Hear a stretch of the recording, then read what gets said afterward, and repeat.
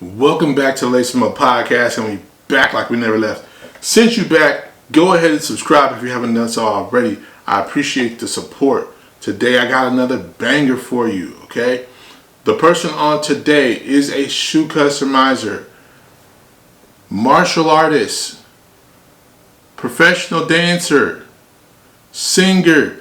The man does it all, okay? I'm excited to have him on the podcast today. Brandon, B.Rod, welcome to the pod. Listen, it takes wisdom to grab these sneakers and spin them. Cut a couple of linen and match them up with the denim call. Davidito, he'll cook it up like a kilo and have your Air Ones appropriate with the stilo. He's no Lilo, but he's mean with the stitch. What's poppin'? My name is Brandon, and I'm the owner and founder of B.Rod Customs. I design sneakers, consoles, and weightlifting belts. And my number one goal is to become the number one best anime-themed sneaker designer in the world. So what's going on, guys? My name is Brandon, founder and owner of B.Rod Customs. Jersey bound. Yeah, man. I mean, I've been doing art for, I want to say, all my life. And the only reason why I say that is I've been sketching. I've been into anime since like the early Toonami days. I'm talking about like Inuyasha, Yu Yu Hakusho type of stuff, Dragon Ball Z. And so I've always been fascinated in like, sketching them out. And I've always had my sketchbooks and paper always during class. But painting and doing those type of designs and stuff, honestly, I've been doing it for only about a year and a half. Okay. Yeah. So what got you into doing art then? Well, I found myself being in various different types of art. So I've done mixed martial arts. I'm a junior Olympic champion 3 times in a row for MMA. Oh wow. I've been on American Idol and The Voice for auditions.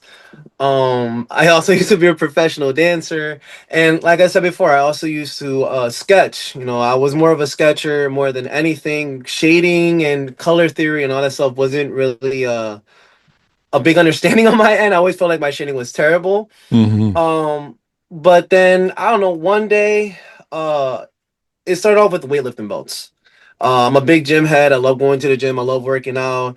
And I've always, I always use weightlifting belts whenever I squat, whenever I deadlift. And I always notice like people always having them and stuff like that. And I'm like, I want to have my own special kind of belt that like when you see is like, it's me.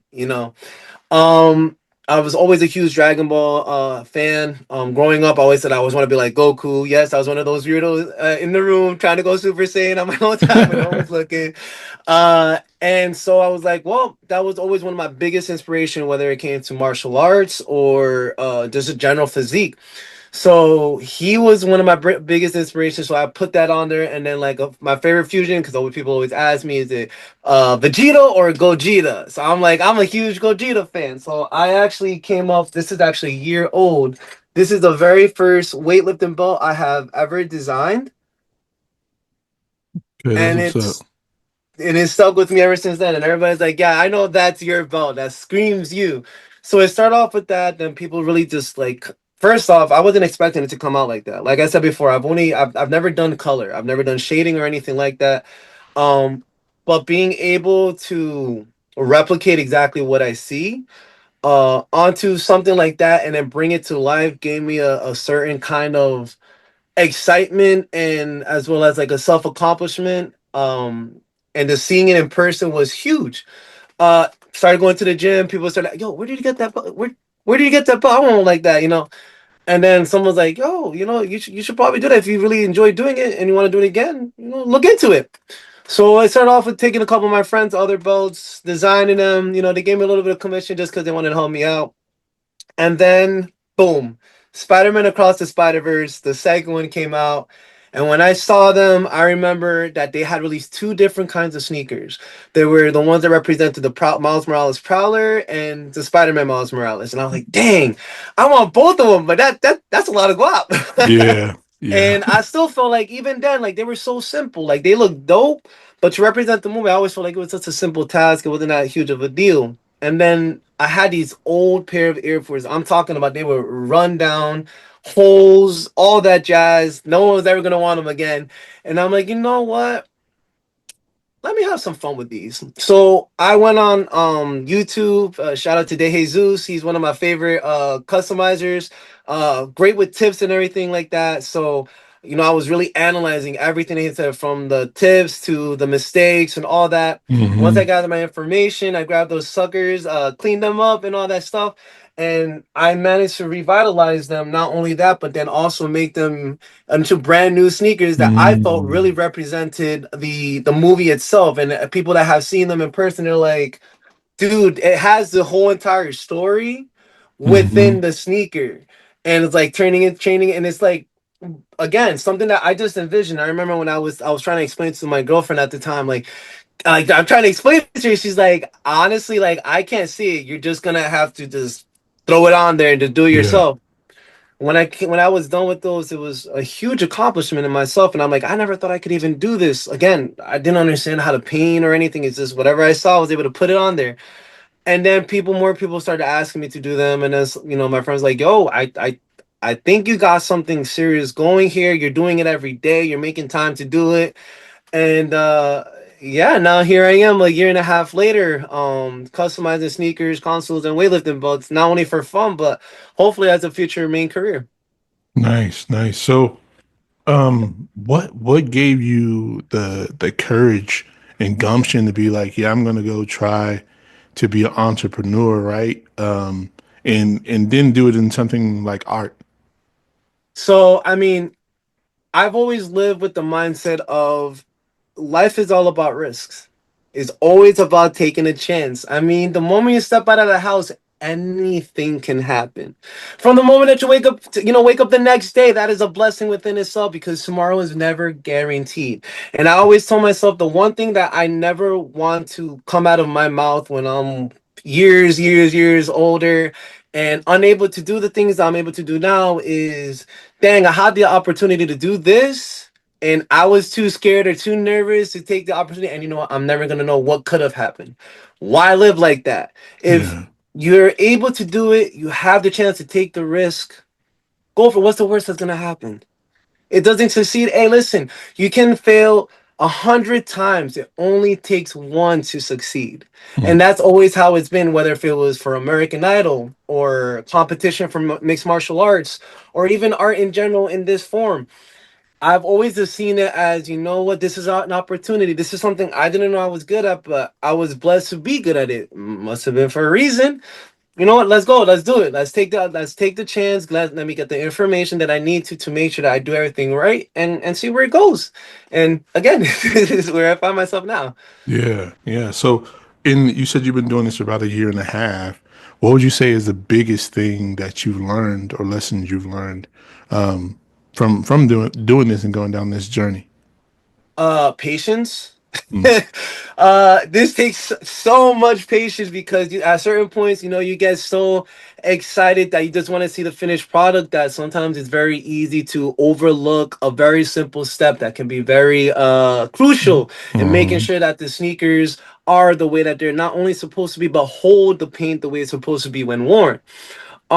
So that, as well as being consistent with this type of like scheduling. So like, if I say I'm gonna go live on this time, I have people learn. If I say 6 o'clock and I get on at 6:05, I already have people that are waiting on the live, like, yo, like, you still going on? Like, it's 6 o'clock, where are you? I'm like, I'm just getting home, give me a second. So once, very much so, being more punctual, and just, even if you fail once, just keep going. I mean, there's been already a couple of, like, I wouldn't say failures, because you always gain something out of every failure that you go through. Um, but I've had my mistakes, I've had my trials and tribulations, and I know I'm gonna keep going through more and more. But you know what? It's part of the ride, and that is something that I've also had to learn. I mean, when I first did the belt, doing the galaxy and everything, I didn't put the tape entirely on the letterings correctly, and it bled through, and I was so frustrated and stuff. But then, my friend that was with me is like, "Hey, it's cool. You can fix it." I'm like, "But I put so much work into it and stuff." Exactly. You already put this much work into it. It's all right. So, finish it. And so, like, not being so hard on yourself when you do make the mistakes that you do, because at the end of the day, it is fixable. If you were able to get as far as you did then, you can get back into it maybe even easier than before. And that's one of the biggest things that I've also learned is the more you do it, it's like they say, it's always the old school stuff. Practice makes perfect, right? So I've noticed that my first pair of sneakers took me like 3 months to like even get to where it's at now, and I haven't even finished it yet. But for example, like my latest project is the SSJ4 GT Edition Goku's. Okay. These took me 3 weeks. 3 months to 3 weeks is like crazy improvement. Yeah. And I'm starting to find myself more on demand, which amen, and I'm blessed. So being able to produce as much as I can, I'm just a one man army right now, So yeah, really, those are the main things that I've learned so far on my journey. Being thorough with everything for the past year and a half. Nice, nice. So, you mentioned something about going live, right? How have you used social media to help promote and also gain you business and traction? So I mean, compared to when we were growing up as kids, I mean, being able to advertise and have your own business through social media is such a huge advantage compared to back then. I mean, back then you had to go through like newspapers, posting on the wood on the poles so that people can see it here and there. Yeah, Whereas now you do one post that can reach millions and millions of people, which was something that I noticed, and I don't know off rip when I started doing this, and that's really what I wanted to do. But then, so boom, I started posting some pictures here and there, started gaining attraction, and I started thinking, well, people are already starting to ask me if I could do their boats or where I got that boat. Let me start advertising a little bit more, having fun with it. Then I noticed that it really started catching people's attention. The audience started growing more on the posts that I would do. And then from there, yeah, people started asking me, like, oh, did you do this by hand or did you do this through graphic art, like using a computer? Like, what did you do? And I myself, whenever I'm on my free time, tend to gravitate to people like drawing from start to finish or painting from start because it's an attention grabber, not only an attention grabber, but people are actually interested in seeing the process of how certain creations come to life. hmm So at first I started off by wanted to do videos, but then I was like, the videos are a little too long, at least for me right now, because I'm not very well known. Like, who's Brandon? Who's B.Rod Customs? Like, no one knows that right now. So let's have fun with it. I'm not stage shy. I mean, I've been on stage in front of millions of people before, right? So let's go for it. yeah, So I went on TikTok. I had a couple of friends really help me out because they had a whole algorithm about needing a certain amount of followers to even go on live. So we did that, boom, by doing workout videos because I am a personal trainer at UFC as well as right now as a main career. So boom, that started getting more traction, and then I got the followers to hit 1,000, and then once I hit 1,000, everybody's just like, yeah, I'm just yeah. like, It's all time, right, right? you Yeah, know what? Yeah, so say less, let's do it. Let's do it. I keep saying I'm gonna do it. I'm a man of my word, so let's do it. I went on and the amount of I was almost at like 600 viewers day one. And with the amount of likes that I got, I was just like, I was not expecting this. And then, a lot of people were telling me that, my art's really good. It's different. It catches people's attention. And I'm just here like, I just started. Like yeah, I wasn't expecting it to catch this amount of attention. And it also just excites me to see how much more I can improve on it. And then just being able to see it up live and seeing people's reaction, and they see my reaction because again, like, my reactions are genuine. Like, I'm just as excited as the audience themselves to see it finish. So it's like we bond like that. And I feel like not only A, does it make it so much more fun, but B, it also catches other people's attention for possible clientele. Because again, there's only so much that you can do locally and word hmm of mouth. But also it got kind of like gets to show people what I can do firsthand. Like, no, ain't nobody can now tell me like, oh no, he uses a computer and he pastes that sucker on or he tapes it. Like, no, people see me from start to finish, yeah. do those things. So it's like legit. And everything that I do is one of one. Like, you'll never see me do a second pair of the same type of sneakers ever, which I think makes it that much more interesting and valuable. Nice. So, what would you say is your favorite sneaker to work on? Ooh. So I've had a couple chances to work with a couple of different sneakers. So I did these Mewtwo and Exodia pair. That was a very interesting mashup. Those were actually kung fu sneakers. So one of my fellow martial artists, I call them my brothers in arms. He wanted he bought two kung fu sneakers. One that he wanted to use to train, and one that he just wanted on display. I didn't know that in the beginning. I'm just like, okay, so great idea and everything. Just know that like you can't you can't use them to trade because it will come off. He's like, no. I just want to put them on for display. But that was a very interesting sneaker because of the texture and the material that it came with. Is different, for example, from like the Air Force. It's a lot softer and it's a little more cushiony because it's meant for being kicked and used for kicking. Hmm. So when I was prepping it and removing, the finisher that originally had and stuff, it looked ugly. I was scared. I was like, oh, I hope I did not mess it up. But then again, I trust the process. I went through it thoroughly and it came out better than I even expected. Those were a lot of fun to do. Obviously the Air Force Ones, high tops, Air Force Ones, low top. I've also been asked to do Vans, which is one of the interesting challenges I'm going to be doing. That's going to be the next sneakers that I do. So far I've only done Air Force Ones and those Kung Fu sneakers because that's so far what people have come up to me and asked me for. I am comfortable though and confident enough to say that I can do like Jordan 4s. I can do Vans or Converses, and yeah, Kung Fu sneakers, man. I'm always up for the challenge. Okay. Okay. So I was wondering what kind of sneaker that was that Yeah, I saw on your page. I was like, what is that? That's not it, it almost looks like a wrestling shoe, but it's not quite a yeah. wrestling shoe. So okay. That makes sense now. Now I was like, I don't know what this is. It was different. Trust me, you and I both. I'm like, I did not know that they Adidas even made these, but hey, we're here. We're Yeah. doing them. Yeah. I was like, interesting. Okay. Yeah. Cool. That's what's up. So what and I'm just curious, what made you say, okay, yeah, I'm gonna keep pursuing this when you have music, you have martial arts, you have like all these other things that you're doing, like it, because for me, especially for to be doing this for a year and a half, there has to be some type of passion that's there to do this, right? Like Yeah. especially when you have all of these other gifts too, right? And then trying to find a way to balance all of your gifts as well. So. Um. Well, like I said, out of everything, right? Sketching and art has been a main part of my life, but mainly like sketching and drawing. I used to draw my emotions. I used to like again try to draw Dragon Ball and stuff like that.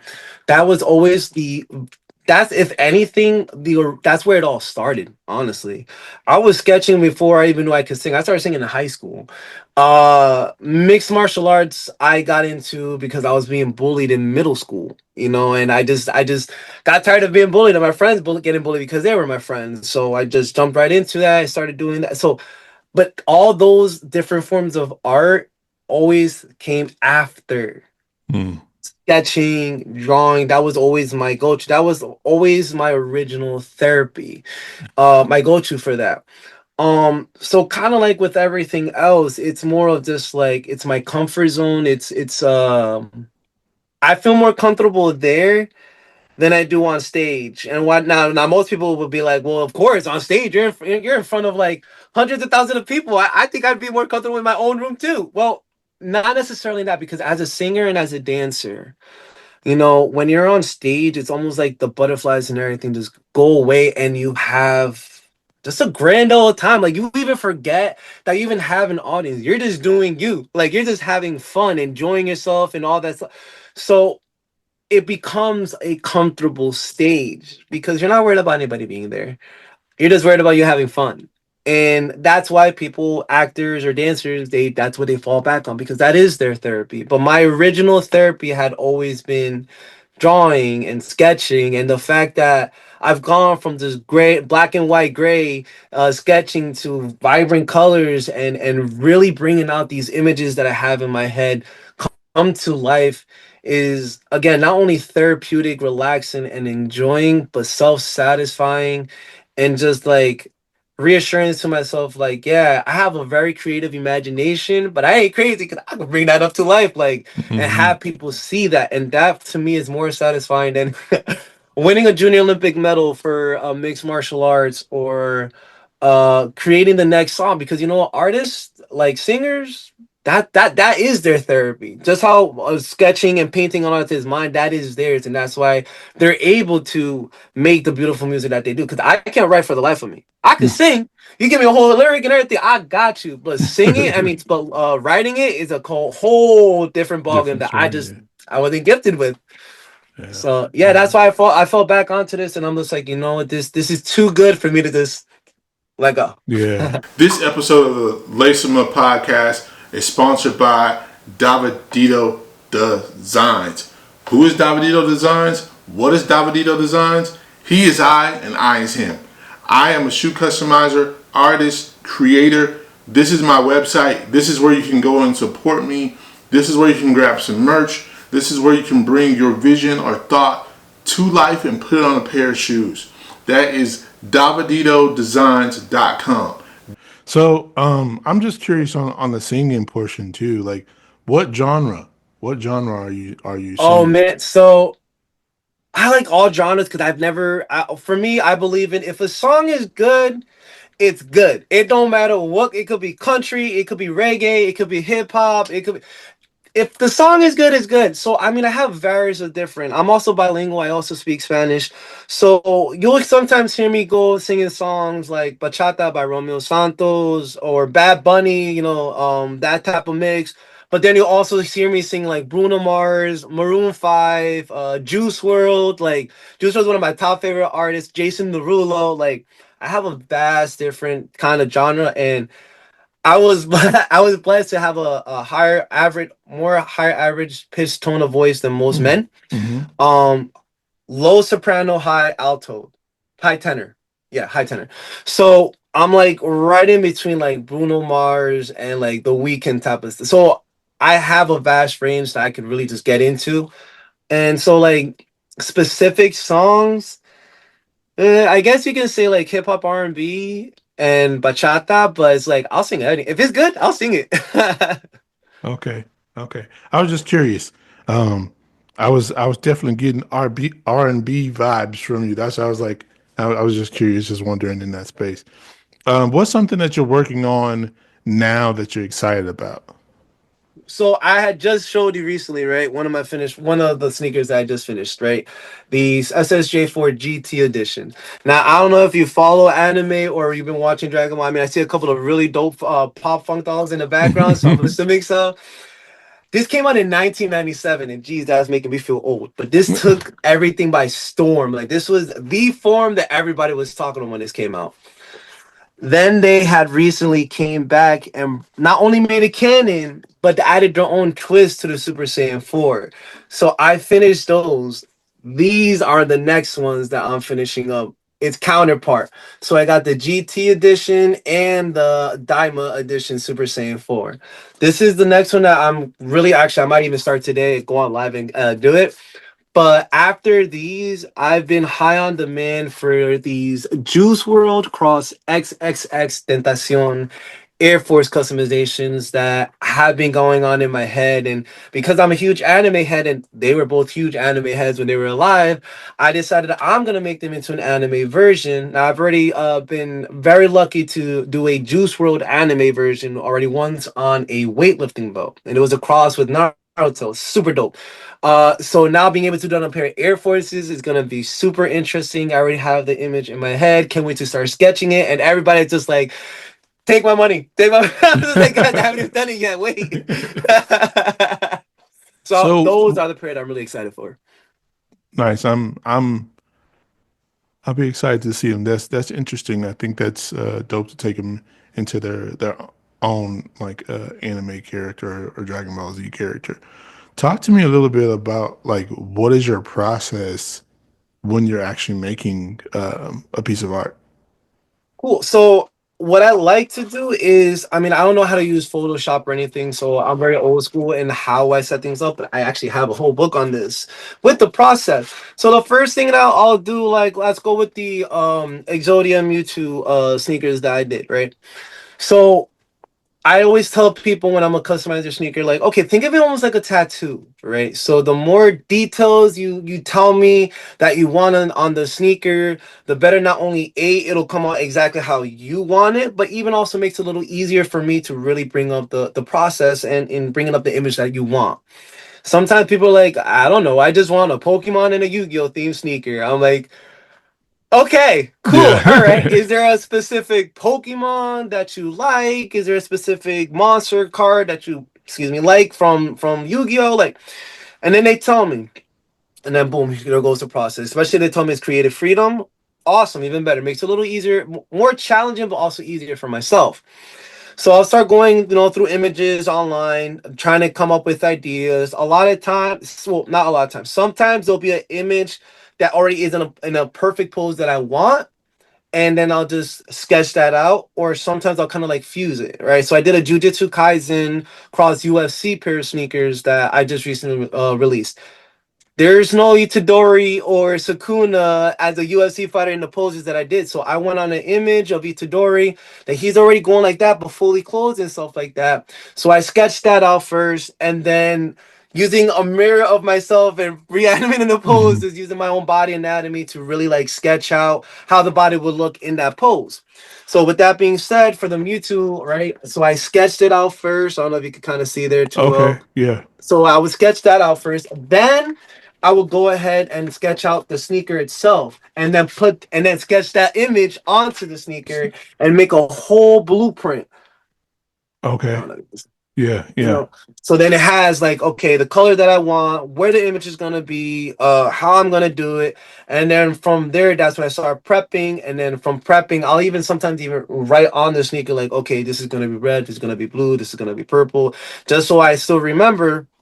And then obviously, there's always the first coating. The first coating pretty much covers the writing as it is. So I'm not too worried about like, oh, I gotta erase it before I paint it over or anything like that. Because you're already putting a couple of different coats on it prior to even having it finished. So I see a lot of people being able to use Photoshop and iPad, and they get a copy of Air Force One, slap it onto Photoshop, get an image, modify it, move it so that it's exactly fitting onto it, and then boom, they have their blueprint like that. I personally enjoy doing it this way. Is it a little longer? Yeah, but it also allows me to get even more ideas. Like originally, when I had done the Super Saiyan 4 Diamond Edition on the other side, if you notice, it was a kid version of him doing the Kamehameha. On the other side of that was gonna be him in kid form as Super Saiyan 4. And then the next week came and they released him as an adult as Super Saiyan 4. I'm just like, okay, back to the drawing board. Yeah. So scratch that. Went grabbed them. Actually, I think I have the. Yeah, I do. So originally it was gonna be Super Saiyan 4 Kid Goku on the other side, but then when the video came out and all that, I was like, well, darn, that's not gonna work out because everybody then's gonna be like, well, that they released him as an adult on that form. I'm like, yes, I know, but so this originally what it was gonna be or look like on the other side, and then the new one came out, so then I revamped it to be the newer one or the adult Okay. version. So that's also, I feel like it's a benefit because it's not like, dang, I put it on the Photoshop. I already started because it was right there, right then and there, and I could just get it over with. Now I gotta like either erase what I did and then repaint it or whatever. It almost like forces me to slow down and finish each project or like whatever I'm doing and then continue on the next one, because again, it's so easy to overlook minor details, and sometimes those minor details makes a huge difference. Yeah. Yeah, for sure.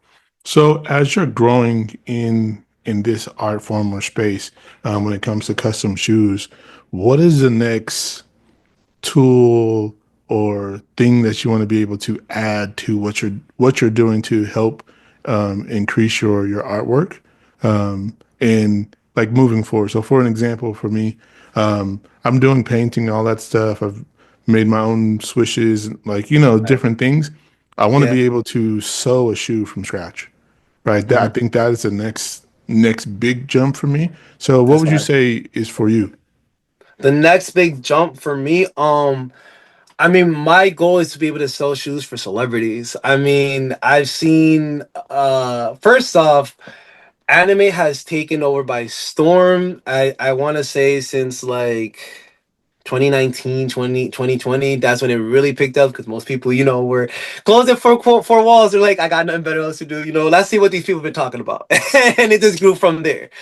And I've noticed a lot more celebrities really embracing that culture. I mean, Chris Brown, you got Tom Holland, you got Michael B. Jordan, you got all these people like, yeah, no, Megan Thee Stallion, they're like, yeah, we're big anime heads, and I would love to be able to customize sneakers for them, customize sneakers for other major athletes and stuff like that's my main target. But not only that, I also want to be able to do like for the weightlifting belts again. I'm still a gym rat at heart. You'll still catch me at the gym putting 2 or 3 hours every day. And so I want to be able to one day even see my custom belts, like everybody like fiending for them, like, yo, you got a pair of custom B.Rod customs, like that's fire. And like they know that every penny was worth it. Perfecting my craft right now is my main focus. I just recently got a pair of A airbrush tools brush. that I've been getting a chance to really play with. I want to get a Cricut so that way I can learn how to do stencils, so I can really sharpen up those graphic effects and stuff like that. Again, it's just a whole learning journey, but my Mhm. main goal is to really uh make a name for B-Rock Customs. Like I really wanted to be up there with like Gucci and like that type of stuff where it's like, dang, you got a pair of B-Rock Customs. That's fire, especially for consoles. I'm a huge gamer. And I feel like console though, out of the three, would be the most easiest one for me, just for the simple fact that you're not so hands-on with a console. A console, you got the graphic, you place it where you want it to, whether if it's with a whole bunch of other stuff that matches the theme, whatever, and you're good.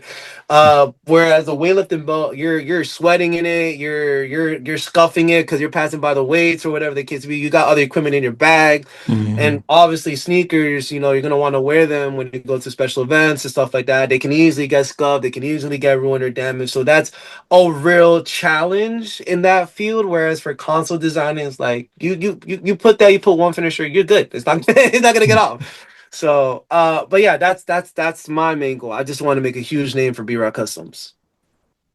What would you say or give to a new, as a form of a tip to a new customizer, somebody who's just starting, right? Who said, you know what, I want to go ahead and try this. What tip would you give them? Gather as much information as you can before starting on the project. Now, even though I did say, I did gather information and stuff like that when I first started, there were still quite a couple of different steps that I skipped and did not know during the time when I first designed my Miles Morales Across the Spider-Verse sneakers. That I know that when I do sell these, because these are going to be auctioned, I have to let the person know that these are not meant to be worn, that these are meant to be a display sneaker, because I'm aware that if you were to wear those, they're gonna get ruined. Whereas compared to like the SSJ4 sneakers, whoever buys them, I'm comfortable enough to tell them like, yeah, yo, rock them. Like I appreciate if you do rock them. Take pictures of you rocking them, because of the prep time and the prep work that is required to put on those sneakers for the paint to really stick and be absorbed by the material that you're using. So gather as much information on prep time, how to really prep the sneakers before you even start getting hands-on and painting on them, because it'll always make a difference. I know you're super excited, but again, one of the biggest thing in this field is patience. Now, you don't take the cake out of the oven an hour before it's done. Why? Because it ain't ready. Yeah, yeah. Prep is extremely important, especially if you don't want them to crack and you want them to last. hmm So I know you said you're a year and a half. Talk a little bit about one, your business model, and then two, kind of how you're going into pricing um, the work that you're doing. So, my business model, besides introducing myself and telling people exactly what it is that I'm doing and what it is that I design, My goal is to really become the number one best anime themed sneaker designer in the world. Now, a lot of people when I tell them that, like, ooh, that's a big statement you're putting out there, buddy. There's a lot of people that like I've seen their work and like 100% they blow me out the way right now. I'm not intimidated, and that could just be from my competitive side. And that this is why I resonate with Goku because for me it's like even when I'm sparring someone, if they're better than me, I get excited. I'm like, yo, let's spar again. No, let's spar, let's run that back, let's run that back because it's almost like a challenge and a chance for me to improve. Every sneaker that I have designed, every belt that I have designed, I've always said it every single time. This one is better than the last one that I did. This one is better than the last one I did. And it's because I'm progressing and improving and improving. And I see myself getting to, I'm only a year and a half in. And I've created as much as I've created.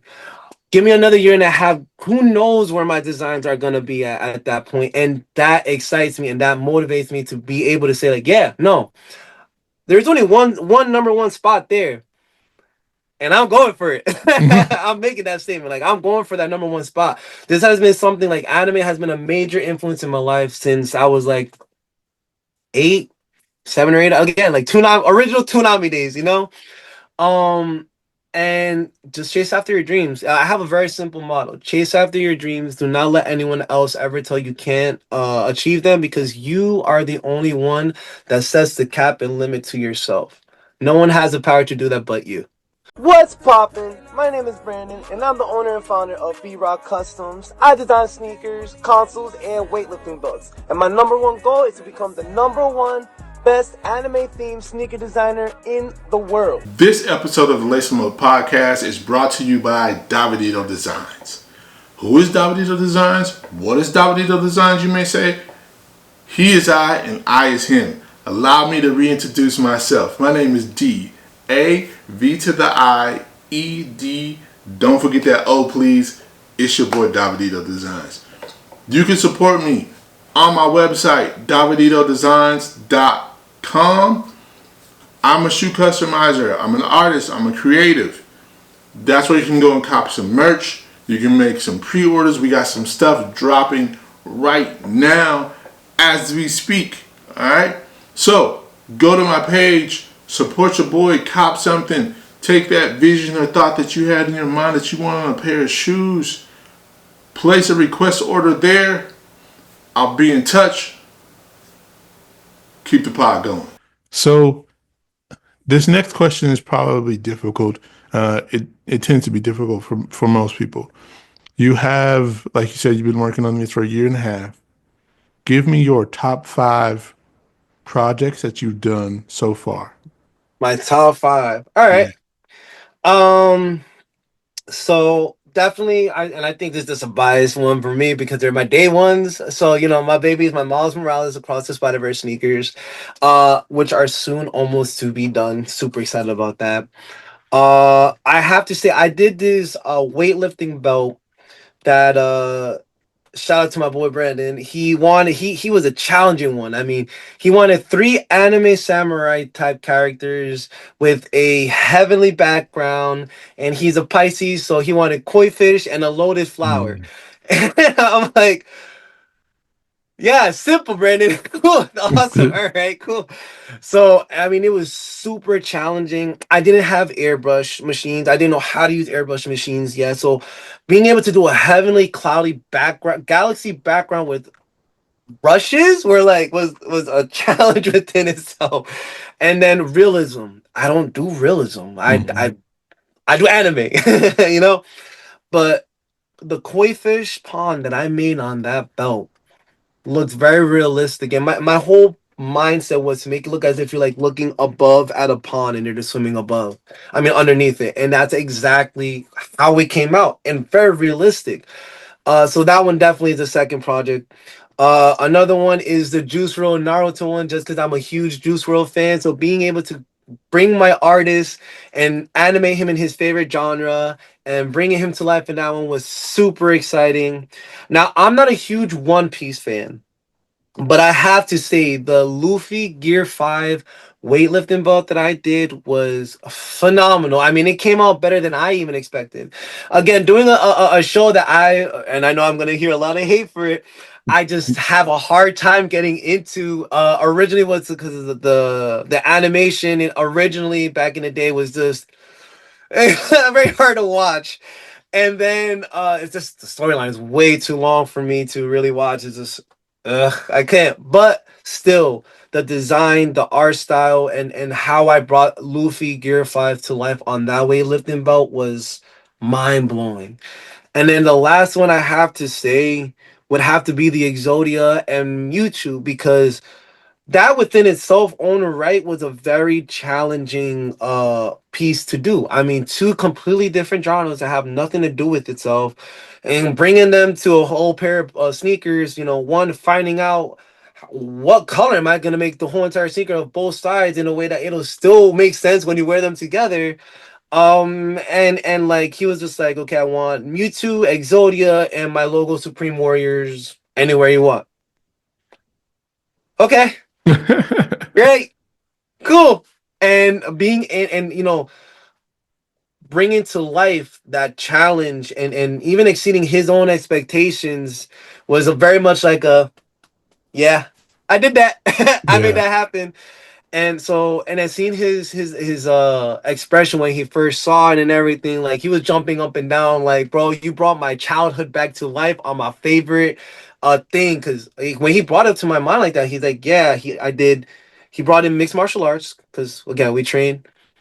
And then I brought his two favorite shows that he grew up with, growing up and stuff like that, all in one, like in one portrait, almost like, So I was like, oh snap, yeah, hold on, wow, yeah, that's awesome. So the sentimental value behind it was also very satisfying for that. So those are my top five, definitely. Dope. Dope. Now, this one may be a little bit more difficult. I need your top five singers. All right. All right, we are definitely gonna start off with the man, the myth, Michael Jackson, King of Pop. Okay. He Okay. was actually the one that even got me into dancing. I'm able to see like if I swear to see someone dancing after the first or second time of me watching them, I'm actually able to mimic the dance steps right then and there. So one day I saw him doing Billie Jean, whatever the case would be, and then next thing you know, you just see me moonwalking across the kitchen. Like I was like, "Where did he do that?" I'm like, "I saw him doing it, so I did it." And then singing too. I love singing, and some people even say I sound like him sometimes. Um, Usher, I gotta give it to him. Okay. He was one of the first CDs that I got. Confession Part Two. And singing all those songs as a kid was definitely one of my top. Jason Derulo, shout out to him. He was actually the first singer that put me on to singing. It's very ironic. His first one hit wonder, What You Say, was the song that I first sang publicly, and that's when everyone was like, "Yo, you could sing," and I'm just like, "Me, really? Oh, all right, cool." So shout out to Jason Derulo, and the last one, I had some rough history with him, but I gotta give it to him, Chris Brown. I mean, the dude's beyond talented. Can sing, he could dance. He also does graffiti art and art. He's into anime. I mean, as a performer and as an artist himself, like the dude's a legend. He is. Some of his you, action stuff are a little questionable, but you got one more, right? That's four, right? that's You four. said That's it. Mike? Jason Derulo. Oh, and my man, 100%. Juice World, 999, all day, Okay. every day. 100%. That kid, and it's heartbreaking. Rest in peace. But that kid had talent that was beyond his time, man. I mean, being able to freestyle all his all his number ones and gold. Almost all his songs are gold records and platinum records. I mean, he was making numbers that people that have been in the game for like twice as long as he has haven't even reached. And the kid was doing it by the age of 2021. And for him to go as early as he did, man, it just leaves you wonder, like, if he was still around, who knows where he would have been in the music industry. And again, as an artist myself, as someone that does enjoy singing, I just find that admirable. The man would just go into the booth for 3 minutes and be like, "I record me." What? I already got something. So yeah, he's one of definitely my top five, 100%. All right. Dope. I like it. I like it. I like it. No Fire, fire. complaints. No complaints. um, two things. I guess one before we get out of here. Give I guess I've heard a lot of positive out of you and I this interview so far. So give something or a positive message or motto that you may live by that may impact somebody else.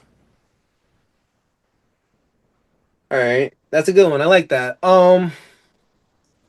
Always strive to be better than you were yesterday, even if that's 2 pounds heavier than what you lifted the day before, or an extra 2 or 3 pages that you read on a book that you did before. Anything and everything that you do, strive to be better than you were yesterday.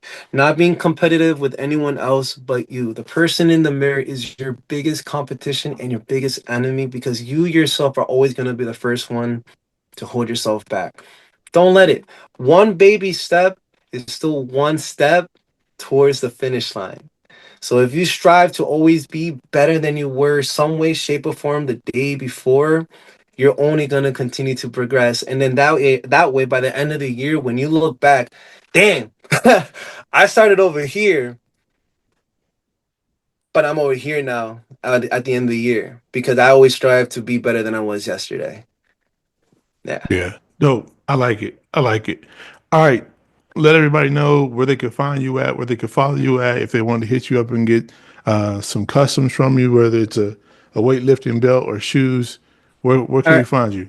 So what's popping, guys? As of right now, I am currently working on a website, B.Rod Customs, that will be coming out very soon. I think in like 2, maybe 3 more weeks from now. But right now you could definitely find me on B.Rod999 on TikTok. I go live there almost every day. I try to make sure that I'm punctual 6 o'clock, from 6 to 8, 6 to 9. If not there, I am also on another social media platform called Bigo. It's I think it's fairly new, but I was told to also go on there, so I'm also doing that on that. And last but not least, I do have an Instagram where I'm gonna be posting all my work. It's more of like the photo shoot part. So B.Rod999 on TikTok is where you're gonna see all the videos of the making and all that stuff. Uh, B.Rod Customs is gonna on Instagram is more where you're gonna see like the photo shoot. So there, the sneakers are nice and clean, posing and all that stuff. That's where you really get to see that. The auctioning and being able to purchase customized sneakers directly from me, that will be from the website. But what I've been telling most people right now, to make it a lot easier, is to either DM me on TikTok or DM me on the Instagram, and email me your send me your email, DM me your email. Because I have my own questionnaire, because like we spoke about earlier, it's almost like getting a tattoo. So the more in details, the more in depth you explain to me what it is that you want, from like, okay, am I purchasing the sneakers for you? Or are you sending me a pair that you already have? Am I going to change the whole entire color of the sneaker? Or am I doing one section? Am I doing one character? Or am I doing two? So, like it all really varies. So that is all done on the questionnaire. And it just makes it a lot easier for you to just fill out the questionnaire, send it back. I give you the quote, and we go on from there. But as of right now, that's how I'm doing things until the website comes out. Perfect. Perfect. Thanks for coming on, man. I greatly appreciate it. Thank you, Dave, for having me, and it was a pleasure, man. It was a pleasure talking to you and being on your podcast. I've seen some of your other podcasts; they're super dope, super informative. You guys should definitely check him out if you guys haven't had the chance to, because he's really good at what he does too. Shout out to you, man. Awesome. Thank you, man. No problem, man. Have a great one. That's been another episode of the Lace My podcast. Thank you for tuning in. Thank you for watching, and thank you for listening. If you haven't subscribed, what are we waiting on?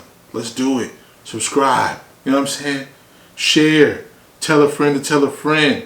Stop gatekeeping. Alright? Remember, check out the website, daviditodesigns.com. Cop yourself some merch. Support your boy. I greatly appreciate it. All eyes, ears, likes, comments, everything helps and supports what I'm doing here on my platform. Okay? So, until next time, remember, fear is fake. Creating is problem solving. Peace. Listen, it takes wisdom to grab these sneakers and spin them. Cut a couple of linen and match them up with the denim called Davidito. He'll cook it up like a kilo and have your Air Ones appropriate with the stilo. He's no Lilo, but he's mean with the stitch.